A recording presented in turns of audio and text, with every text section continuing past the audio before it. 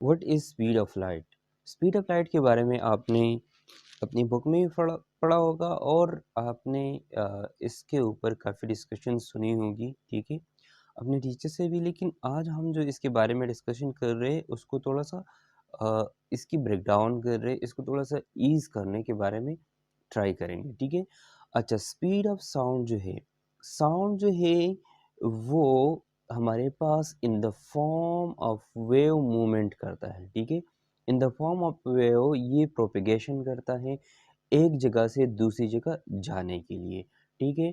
तो अब ये साउंड जो है इसकी अगर ये मूवमेंट करेगा तो इसकी कोई ना कोई स्पीड होगी।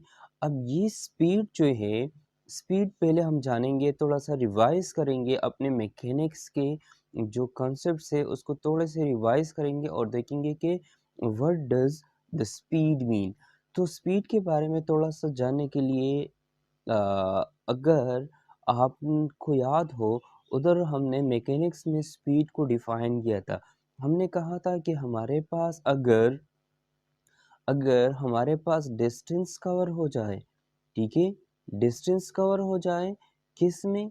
यूनिट टाइम में, तो उसको हम कहेंगे क्या? उसको हम स्पीड कहेंगे, ठीक है। तो इधर उधर हमने स्पीड को डिफाइन किया था, स्पीड को आइडेंटिफाई किया था। इधर हम उसी स्पीड को लेंगे, लेकिन हम किसके लिए लेंगे? हम साउंड के लिए लेंगे। अब उधर जो था हमारे पास कौन डिस्टेंस ट्रेवल कर रहा था? हमारे पास एक बॉडी जो थी वो डिस्टेंस ट्रेवल कर रही थी किस में? यूनिट टाइम में। इधर हमारे पास कौन होगा? इधर हमारे पास जो है साउंड जो है वो होगी और वो डिस्टेंस ट्रेवल करेगी। लाइक अगर आप देखें तो हमारे पास साउंड जो है साउंड जो है अगर उसकी वेव जो है साउंड वेव जो है वो डिस्टेंस कवर कर ले हमारे पास एक यूनिट टाइम में, तो हम कहेंगे ये हमारे पास क्या है? ये हमारे पास स्पीड ऑफ साउंड है।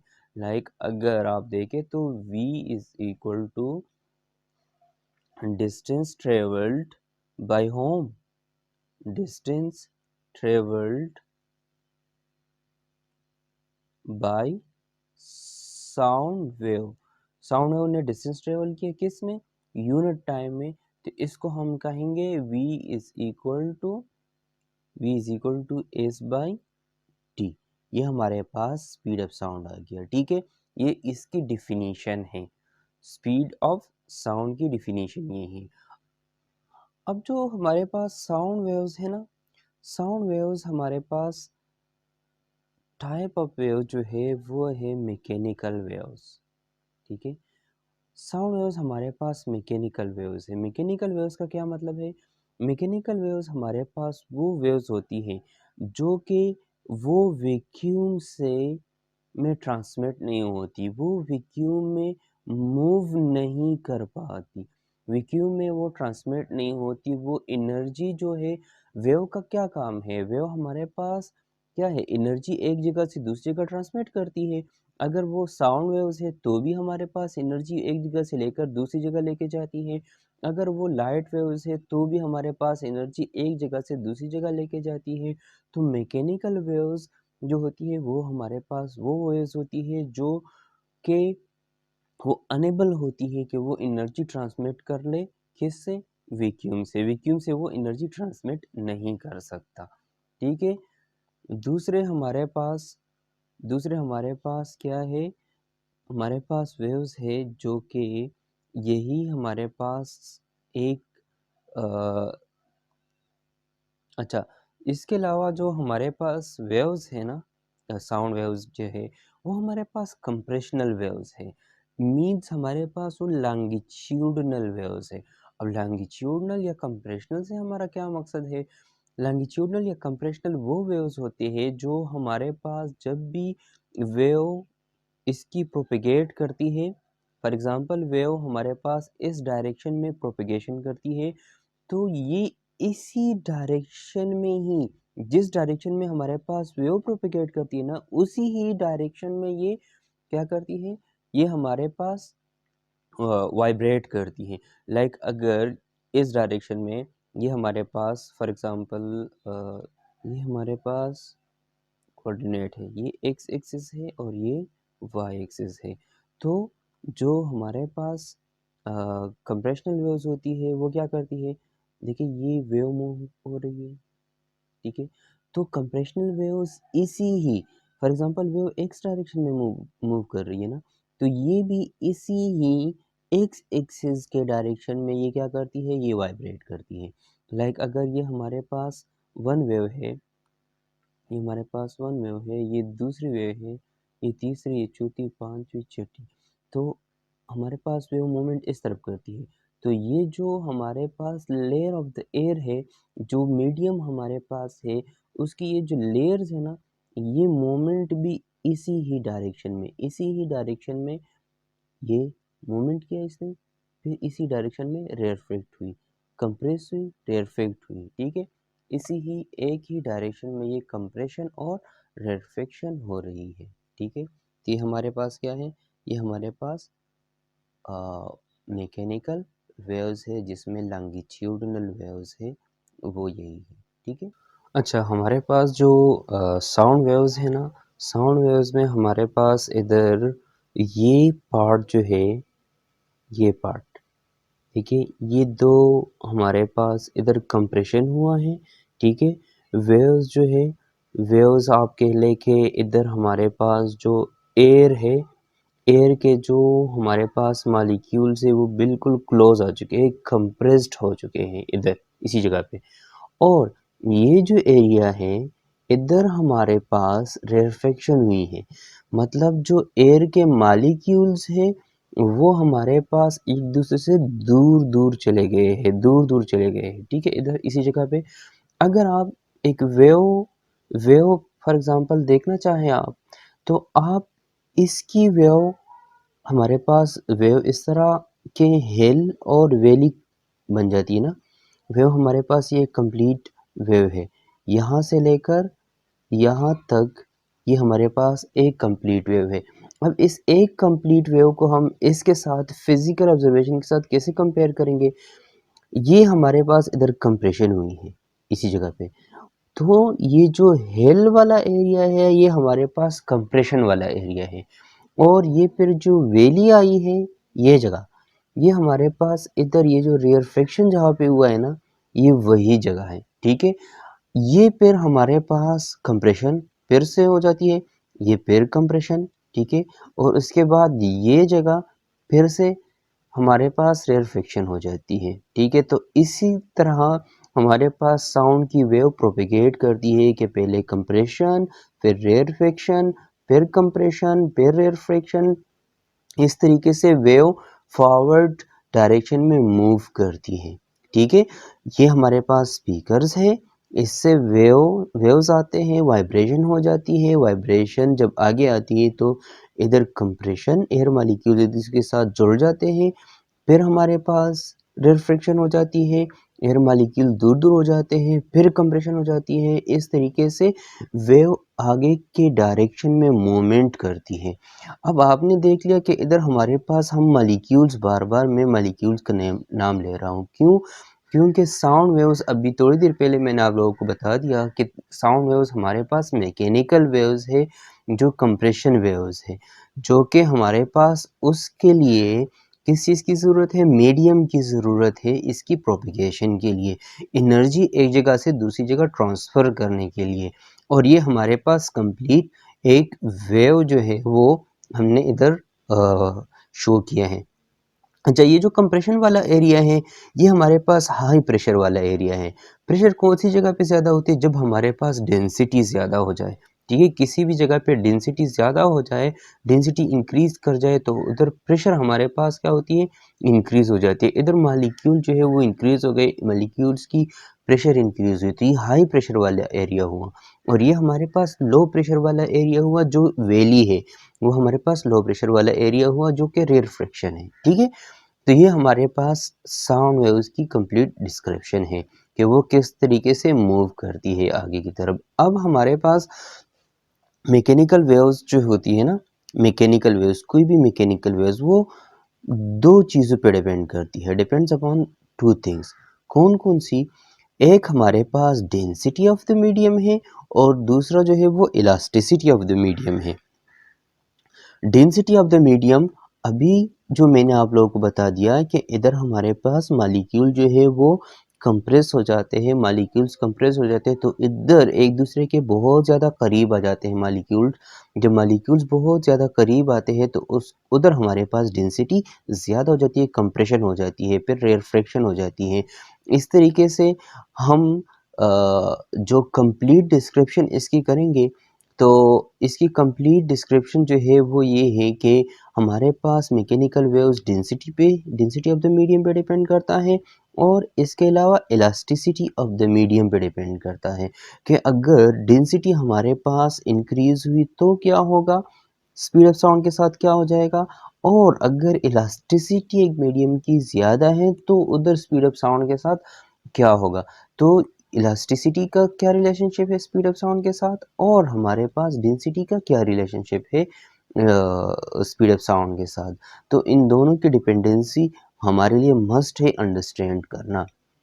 इसीलिए न्यूटन ने जो है एक इक्वेशन डिराइव किया है, एक हमारे पास एक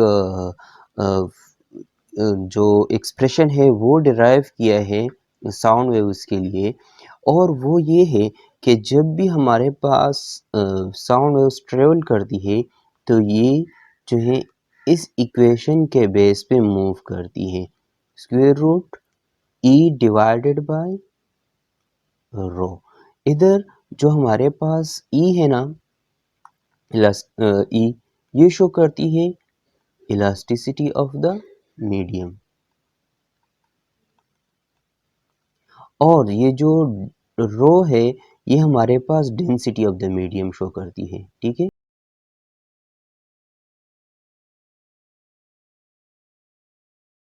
डेंसिटी ऑफ द मीडियम ये शो करती है। तो अच्छा, ये हमारे पास स्पीड ऑफ साउंड जो है वी को हम कहते हैं स्पीड ऑफ साउंड। तो ये स्पीड ऑफ साउंड डिपेंड करता है इलास्टिसिटी ई पे और डेंसिटी रो पे, और दोनों का हमारे पास स्क्वायर रूट। ठीक है, तो ये हमारे पास एक्सप्रेशन आ गया किस चीज़ का, स्पीड ऑफ साउंड के लिए। अच्छा, अब ये जो हमारे पास एक्सप्रेशन है स्पीड ऑफ साउंड के लिए, न्यूटन ने जो डिराइव किया है, न्यूटन ने एक बात कही थी, न्यूटन ने कहा था कि हमारे पास जो स्पीड ऑफ साउंड होगी, स्पीड ऑफ साउंड जो होगी, जो कि इक्वेशन उसका v is equal to square root elasticity divided by density of the medium. ये जो इक्वेशन इन्होंने डिराइव किया था, इसकी डेरिवेशन हम कुछ यूँ करते हैं, और इसके लिए न्यूटन ने एक बड़ी ज़बरदस्त इन्होंने कंडीशन डिफाइन किया था, और उन्होंने कहा था, पहली दफ़ा उन्होंने आइडिया दिया था कि ये जो हमारे पास स्पीड ऑफ साउंड होती है ना, ये होती है कि आइसोथर्मल कंडीशन में ये हो जाता है, आइसोथर्मल कंडीशन में हो जाता है। आइसोथर्मल कंडीशन से हमारा मतलब ये है कि आइसो मीन्स सेम और थर्मल मीन्स टेम्परेचर।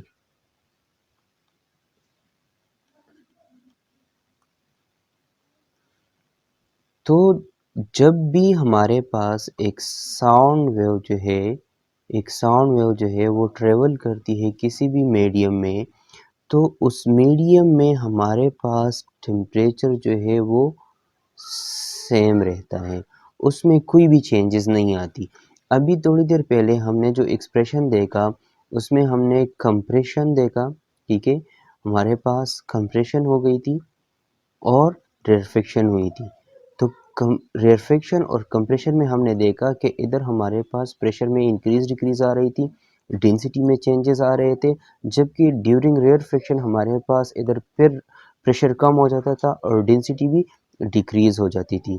तो इधर अब एयर के जो मालिक्यूल्स है उसके वॉल्यूम पे क्या डिपेंडेंसी है, वॉल्यूम क्या रहेगा, प्रेशर क्या रहेगी, टेम्परेचर क्या होगा, इन सारी चीज़ों को डिफाइन करने के लिए हम आइसोथर्मल कंडीशन हमने ले लिया, न्यूटन के मुताबिक हमने कह दिया कि हमारे पास एक साउंड वेव जब ट्रेवल करेगी तो वो उसकी ट्रेवलिंग जो है वो किस में होगी, वो हमारे पास सारे के सारी ट्रेवलिंग आइसोथर्मल कंडीशन में होगी। तो आइसोथर्मल कंडीशन को अभी हम डिराइव करेंगे और उसी से हम derivation of the main equation. Let हमारे पास एयर का जो वॉल्यूम है, एयर हमारे पास मीडियम है फर्ज करें, ठीक है, उसका वॉल्यूम जो है लेट वो है V और उसकी प्रेशर जो है वो है कैपिटल P, ठीक है। अगर हम if we increase the pressure from P to P plus, अगर हम प्रेशर P को इंक्रीज कर ले P प्लस डेल्टा P, अगर प्रेशर हमारे पास इंक्रीज हो गया, एक अलग टर्म एक दूसरा टर्म साथ आ गया P प्लस डेल्टा P और वॉल्यूम जो है वो भी हमारे पास इंक्रीज हुआ, सॉरी वॉल्यूम जो है वो हमारे पास डिक्रीज हो गया, किससे, V से वो डिक्रीज हुआ किस पे आ गया, V माइनस डेल्टा V पे। तो अगर हमारे पास जैसे कि हमने अभी कह दिया कि अगर हमारे पास T कांस्टेंट है, जो आइसोथर्मल कंडीशन है, T कांस्टेंट है, तो हमारे पास बॉयल्स लॉ अगर हम अप्लाई करें, बॉयल्स लॉ को अगर मैं इधर यूज़ कर लूँ तो हमारे पास बॉयल्स लॉ में ये होगा कि T is equal to P V, ठीक है, टेम्परेचर, प्रेशर, वॉल्यूम और टेम्परेचर। टेम्परेचर हमारे पास सेम है, P V is equal to P change हो गया किससे, पी प्लस डेल्टा पी पे चेंज हो गया है और वॉल्यूम क्या change, V minus delta V, ये वॉल्यूम में चेंजेस आई है, ठीक है। तो अब अगर इसी इक्वेशन को हम लिख ले कुछ यूं कि P को अगर इधर मैं इसके साथ मल्टीप्लाई कर लूँ तो PV हो जाएगा, ठीक है, PV, अगर P को फिर डेल्टा V के साथ मल्टीप्लाई करूँ तो माइनस P डेल्टा V बन जाएगा और फिर उसके बाद P को मैं इधर मल्टीप्लाई करूँ तो ये होगा plus delta P into V और फिर अगर delta P minus delta V के साथ मल्टीप्लाई हो जाएगा तो वो होगा minus delta P and delta V। ये हमारे पास एक पूरा टर्म बन जाएगा, इक्वेशन बन जाएगी, ठीक है। अब इसी इक्वेशन में हमारे पास कौन कौन से टर्म कैंसिल हो सकते हैं और कौन से नहीं हो सकते। अगर हम देखें तो ये जो पी वी इस साइड पे भी है और पी वी ये भी है, तो ये दोनों हमारे पास कैंसिल हो सकते हैं। और माइनस पी डेल्टा वी को अगर मैं इसको उस साइड पे शिफ्ट कर लूँ तो ये हमारे पास इक्वेशन बन जाएगा P delta V is equal to delta P V minus delta P और डेल्टा वी, ये हमारे पास इक्वेशन रह जाएगा। अच्छा, अब इसी इक्वेशन में अगर हम if the increase in pressure is small then the decrease in volume is also small, अगर हमारे पास प्रेशर में जो इंक्रीज आ रहा है वो स्मॉल हो तो वॉल्यूम में भी डिक्रीज जो है वो भी स्मॉल होगा। किस तरह, अगर हमारे पास चेंज इन प्रेशर जो है वो अगर स्मॉल आ रहा है, ठीक है, चेंज इन प्रेशर हमारे पास फॉर एग्जांपल स्मॉल है, तो चेंज इन वॉल्यूम जो है वो भी हमारे पास स्मॉल होगा, बहुत कम आएगा। तो अगर दो कम क्वांटिटीज़ एक दूसरे के साथ मल्टीप्लाई हो जाए तो उसका जो इफ़ेक्ट होगा वो बहुत ज़्यादा कम हो जाएगा। मतलब क्या है, मतलब ये है कि हमारे पास तो इक्वेशन जो है वो P delta V is equal to delta P V minus delta P और डेल्टा वी है। तो अगर इधर हमारे पास पी में कम चेंज आ जाए तो साथ में वॉल्यूम तो ओरिजिनल मौजूद है, अगर इधर वॉल्यूम में कम चेंज आ जाए तो प्रेशर तो ओरिजिनल मौजूद है। लेकिन इस टर्म में इधर इस टर्म में हमारे पास इस टर्म में हमारे पास जो प्रेशर है वो उसमें अगर कम चेंजेस आ जाए तो प्रेशर कम मौजूद है और वॉल्यूम भी कम मौजूद है। तो अगर इन दोनों को इससे आप ये हमारे पास एक बड़ा टर्म है, ये बहुत ज़्यादा छोटा टर्म बन जाएगा। क्यों छोटा टर्म बनेगा? क्योंकि डेल्टा पी भी कम है और डेल्टा वी भी कम है, इधर सिर्फ डेल्टा पी कम है। अच्छा, तो ये हमारे पास ये जो डेल्टा पी और डेल्टा वी मल्टीप्लाई करेंगे तो इससे टर्म बहुत छोटा बन जाएगा और वो छोटा टर्म अगर हम इस बड़े टर्म से माइनस कर ले तो इसमें कोई भी फ़र्क नहीं पड़ेगा। तो इसीलिए हमने इस डेल्टा पी और डेल्टा वी टर्म को क्या किया? इग्नोर कर दिया। ठीक है, इसको हमने इग्नोर कर दिया और साथ में हमने सिर्फ इधर लिखा P delta V is equal to delta P into V, ये दोनों टर्म्स हमने लिख दिए। अच्छा, अब इसके बाद हम किसको मालूम करेंगे? पी को अलग छोड़ देंगे और डेल्टा वी को अगर हम इधर शिफ्ट कर लें तो हमारे पास ये इक्वेशन होगा P is equal to delta P V divided by delta V, ये इक्वेशन बनेगा। जिसमें हमारे पास प्रेशर में चेंज है, वॉल्यूम ओरिजिनल है और ये है। अच्छा, इसी इक्वेशन को अगर हम कुछ यूँ लिखें, P is equal to delta P divided by delta V divided by V लिखे, इधर वॉल्यूम में चेंजेस है, change in volume divided by original volume और ऊपर हमारे पास क्या है? चेंज इन प्रेशर है। अच्छा, तो ये हमारे पास आ गया कि P is equal to P pressure is equal to delta P divided by delta V divided by V। अच्छा, अब अगर आपको याद हो तो हमने कहा था कि स्ट्रेस हमारे पास इक्वल है, ठीक है, स्ट्रेस प्रेशर होता है और जो हमारे पास स्ट्रेन होती है वो है कि चेंज इन लेंथ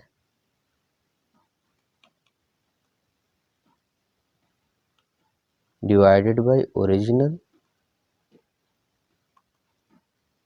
लेंथ, ठीक है, change in length divided by original length. अगर स्ट्रेन हमारे पास वॉल्यूम हो, अगर स्ट्रेन हमारे पास वॉल्यूमेट्रिक हो तो फिर ये होगा कि change in volume divided by original volume. तो स्ट्रेन इज इक्वल टू क्या क्या? Change in v divided by v। तो इसी इक्वेशन को हम लिख सकते हैं, ये जो हमारे पास ये वाला इक्वेशन है इसको हम अब लिख सकते हैं कि P pressure is equal to stress divided bye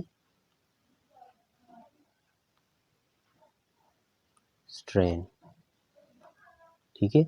और जो हमारे पास यंग मॉडुलस में हमने लिखा था कि मॉडुलस जो कि इलास्टिसिटी है वो इक्वल होगा किसके? स्ट्रेस ओवर स्ट्रेन के। अब जब वो इसके इक्वल है तो हमारे पास इधर अगर हम ई लिखें तो इक्वेशन बन जाएगा P is equal to E. और हमने कहा था कि modulus of elasticity is equal to the pressure of gas. Modulus of the elasticity is equal to pressure of the gas, उसके इक्वल है।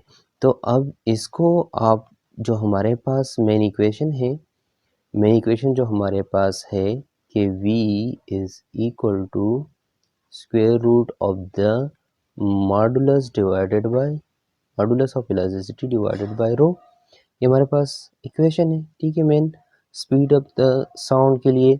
तो इधर हम ई की जगह पुट कर लेंगे क्या? P। तो v बन जाएगा square root p divided by rho. अब ये इक्वेशन था जो न्यूटन ने डिराइव किया था और न्यूटन ने कहा था कि हमारे पास जो स्पीड ऑफ साउंड है वो इस इक्वेशन के इक्वल होगा, के मुताबिक होगा।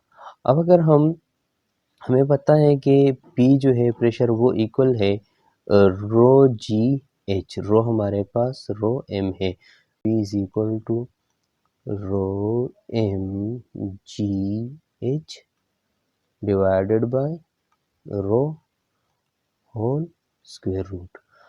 अब अगर आप वैल्यूज़ लेके तो हमारे पास at STP standard temperature pressure पे हमारे पास रो एम जो है वो इक्वल होती है 13.6 ग्राम पर सेंटीमीटर क्यूब और जी इक्वल होता है, अगर हम सेंटीमीटर को 9.8 सेंटीमीटर में लेके तो वो होगा 9.80 सेंटीमीटर पर सेकेंड। ठीक है, और इसके अलावा एच जो है वो हमारे पास इक्वल होगा, एक नॉर्मल सा हाइट हमने लिया हुआ है जो कि 76 सेंटीमीटर है, मीटर से कम है। ठीक है, इसको अगर इस इक्वेशन में हम पुट कर ले, मेन इक्वेशन में इसी को हम पुट कर ले तो हमारे पास वेलोसिटी स्पीड आ जाएगा इसके लिए साउंड के लिए v is equal to square root 13.6 gram per centimetre cube multiplied by 980 centimetre per second square और मल्टीप्लाइड बाय 76 सेंटीमीटर। और इन सबको अगर हम डिवाइड कर ले रो पे जो कि डेंसिटी है मरकरी की 0.001293, ये हमारे पास वैल्यू है, डेंसिटी है किसकी, मरकरी की डेंसिटी है। ठीक है, स्टैंडर्ड टेम्परेचर प्रेशर पे अगर हम इसको कैलकुलेट वैल्यूज ले लें और कैलकुलेट कर ले तो हमारे पास इससे आ जाएगा 281 मीटर पर सेकेंड। ये हमारे पास स्पीड ऑफ साउंड आ जाएगा जो न्यूटन ने निकाला था। अब जब इसको कंपेयर किया विद द एक्सपेरिमेंटल रिजल्ट के साथ जब इसे कंपेयर किया गया तो ये हमारे पास जो एक्चुअल स्पीड थी, जो साउंड की एक्चुअल स्पीड थी वो थी 332 मीटर पर सेकेंड, वो इतनी थी, तो वो उससे काफ़ी कम आ रहा था और इसमें जो एरर आ गया हमारे पास वो था 16% लेस था हमारे पास, किससे, ओरिजिनल साउंड से। ये 16% लेस था तो अब एरर हमारे पास मौजूद है। अब इस एरर को कैसे आइडेंटिफाई करेंगे और कैसे हम इसको करेक्ट करेंगे, तो इसके बाद हमारे पास आता है लाप्लास करेक्शन। लाप्लास करेक्शन आप अगले लेक्चर में देख सकते हैं। लाप्लास करेक्शन अगले लेक्चर में इंशाल्लाह हम इसको करेंगे। ठीक है, और उसी में देखेंगे। तो अब तक के लिए अल्लाह हाफिज़, थैंक यू सो मच।